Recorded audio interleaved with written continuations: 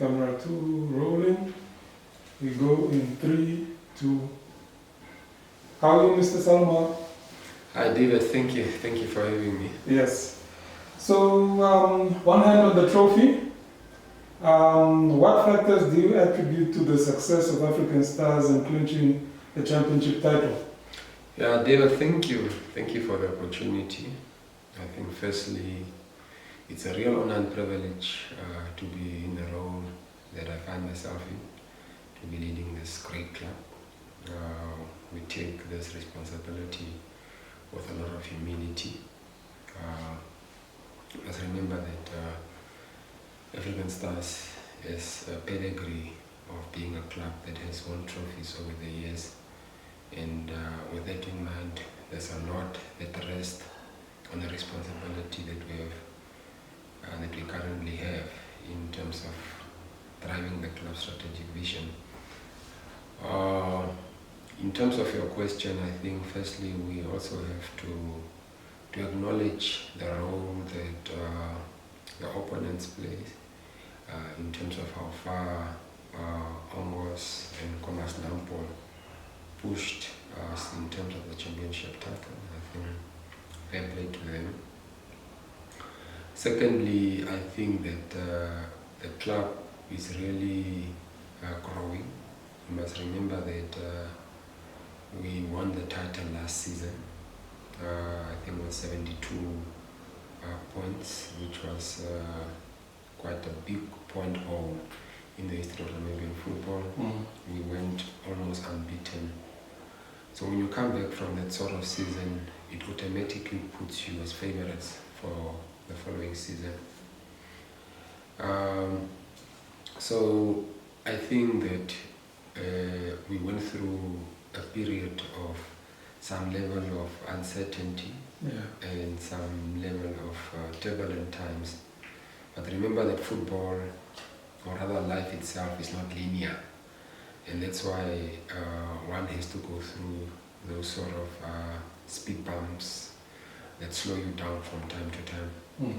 Now, if you look at how the league was won to where we are today, remember that I think the initial coach, Coach Kofi, had a point haul of around 20 points over a period of 9 matches, right?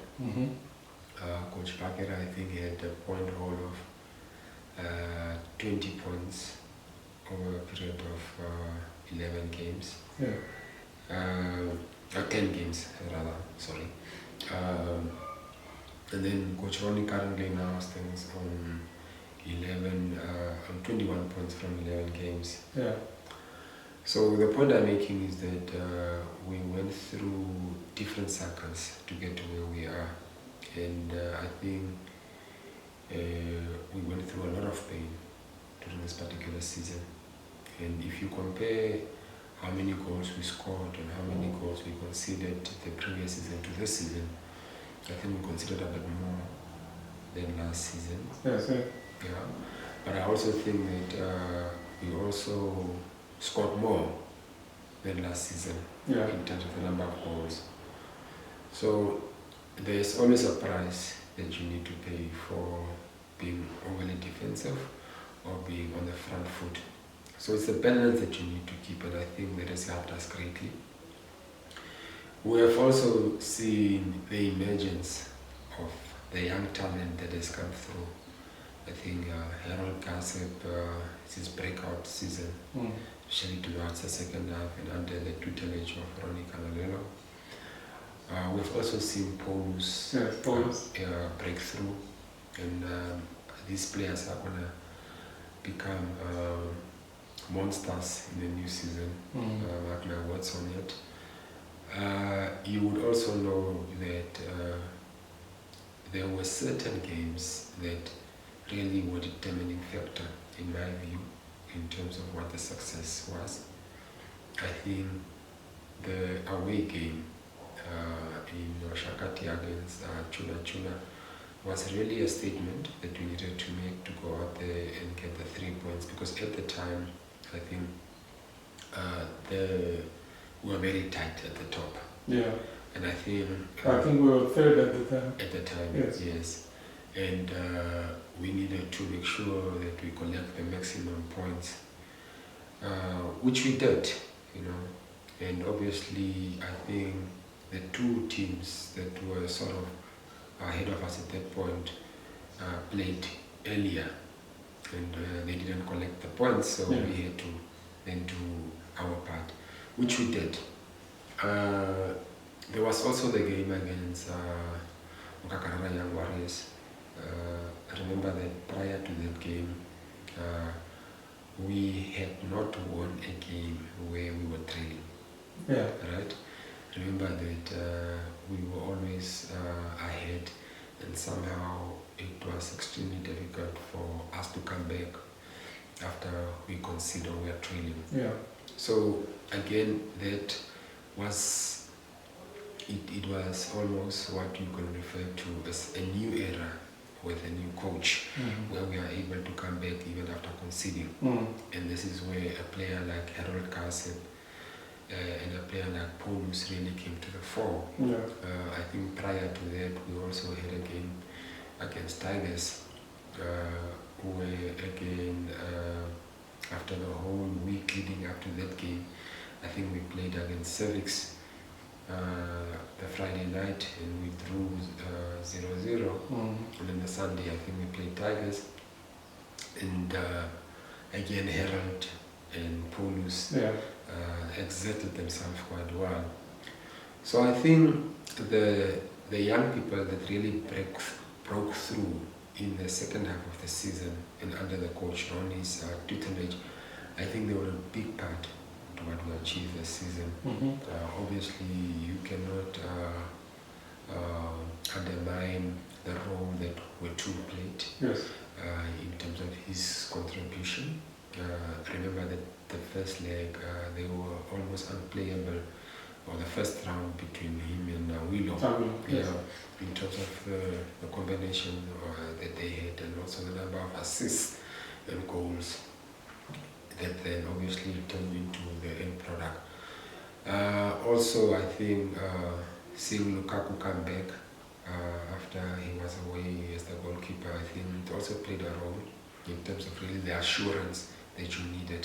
Yeah. Because remember that we went through a process where there was some level of uncertainty, but if you've got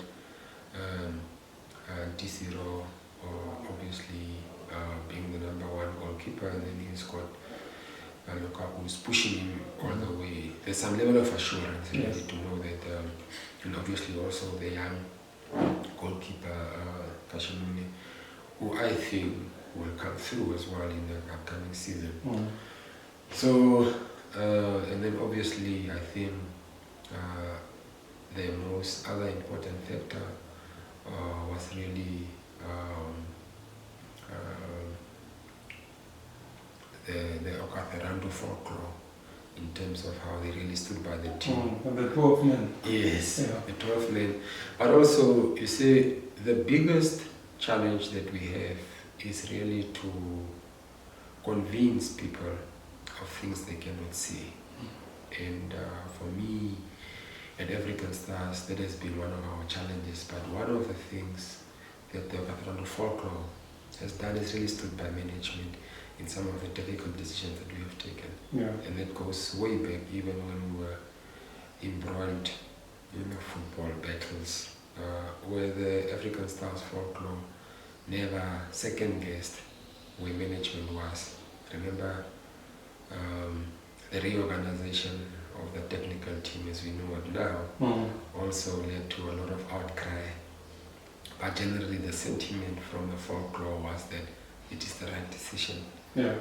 And we always say that you can only connect the dots backwards, but I think in hindsight now it was the correct decision to bring in Coach Ronnie Kanalela.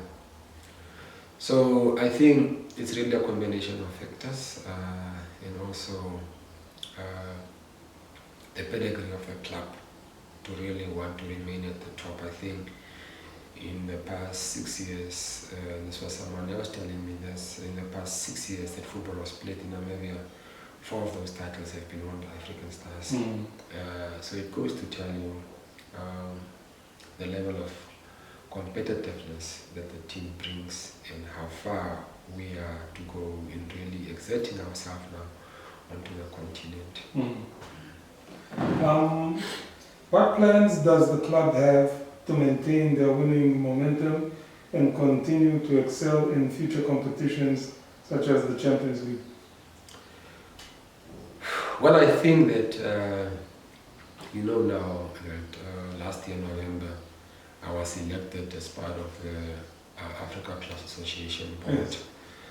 In Egypt. In Egypt. Yeah. Now, you know that we are now at the pinnacle of club football. We had the privilege to be at the table now, to be able to speak to other clubs that have walked the journey. So another reason why it was so important for us to really be in the running, but at the same time also go back to Africa is really because of what we wanted to bring to the table as a club that want to break through the top tier. So we have to constantly participate at the CAF level. In terms of what the plans are, we are very busy with the recruitment drive. We are busy in terms of where the needs are. Obviously, if you think about the second half, I think it was really a strong Namibian core that we had. Yeah. So we won the league really with a local talent, if it were. Yeah. Now, remember that the Brave Warriors is only as strong as a domestic league. We had 3 players that went to AFCON. So the first priority for us is obviously to recruit within the domestic market, to see where the needs are in consultation with the technical team, in terms of who the players that will strengthen, where the areas that we need the strengthening in.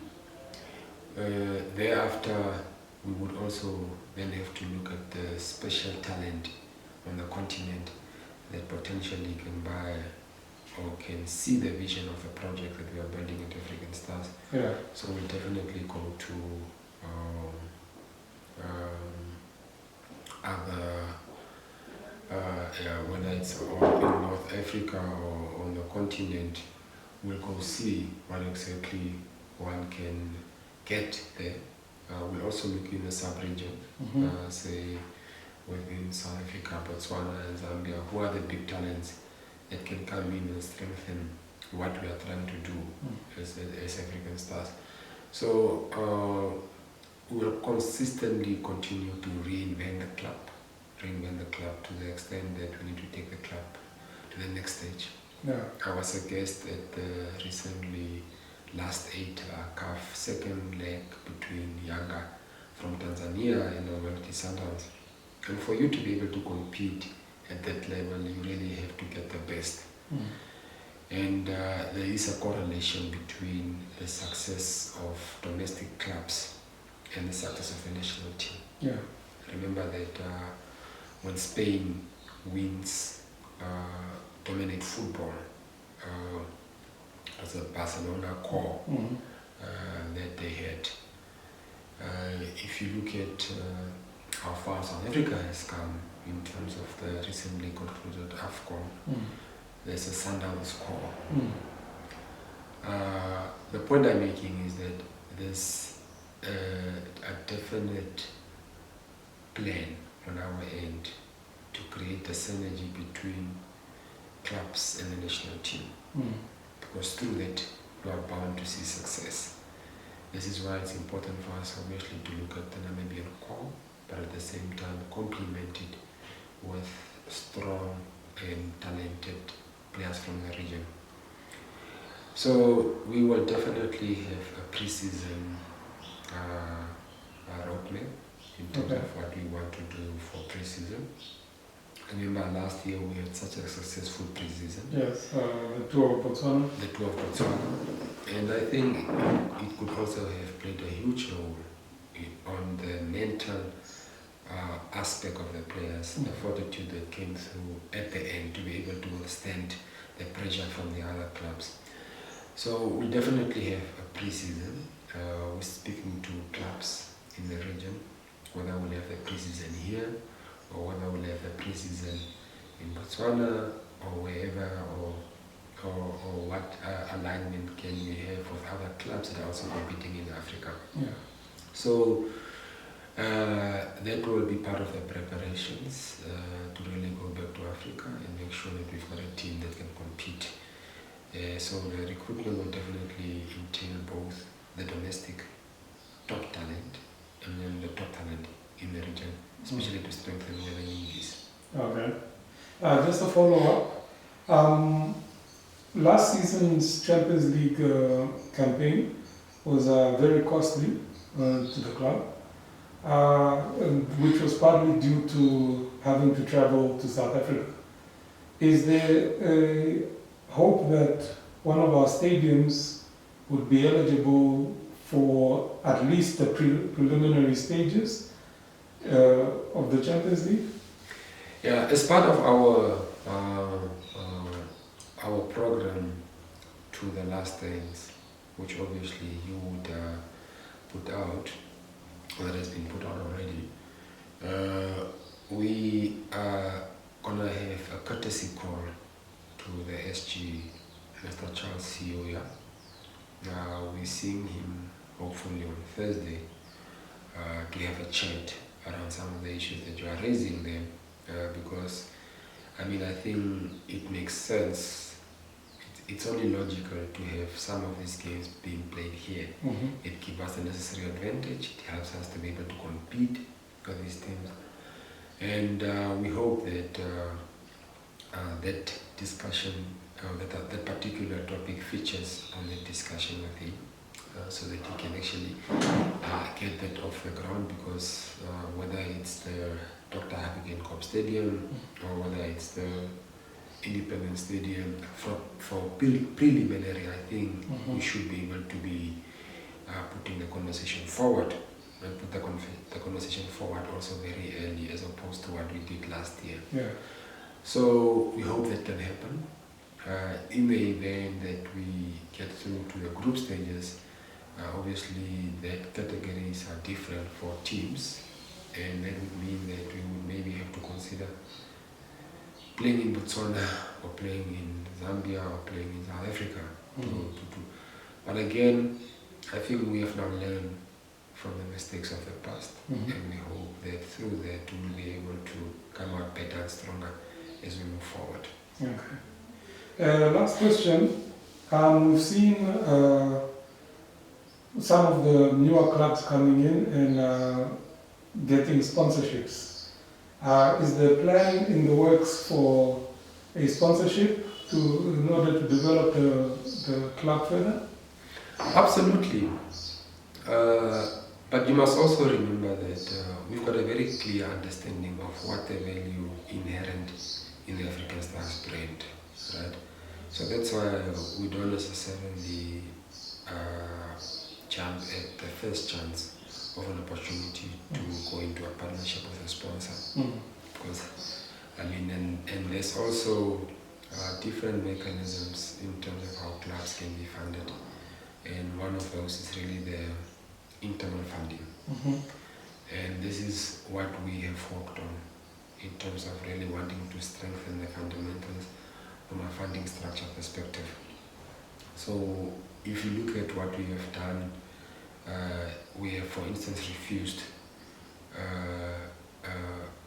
to go into agreements where the commercial value of African Stars is undermined. If you look at our social media platforms that we have now, if you look at the number of traffic that we have on those platforms, and how now we need to move it to the next stage in terms of monetizing those platforms, to be able to make sure that the internal funding structures are strengthened, is where we are going. But we're more than happy to get into partnerships with corporates that have an alignment with the product that we have. Mhm. We're not into the game of handouts. We're also not into the game of freebies. That's why it's critical for us to really define the rules of engagement as African Stars Mm. when we are looking at partnerships and collaborations. We have gotten the club to a point where the intrinsic value of the club has really increased over time. Mm. And subsequently, you need to be able to optimize the value in the product to that extent as opposed to going into a sponsorship or some donation, grant, and. Mm. So we are fully conscious that some models have left clubs in a much worse position they were in before. Mm. We want to move away from the strongman approach or the strongman methodology of funding of clubs, Mm. where you have David who is in a privileged position and fortunate to be able to spend or give money to the club. And as soon as David is no longer in a position to do that, the club collapses. Mm. We want to be able to build a sustainable model that will be ground up, a sustainable model where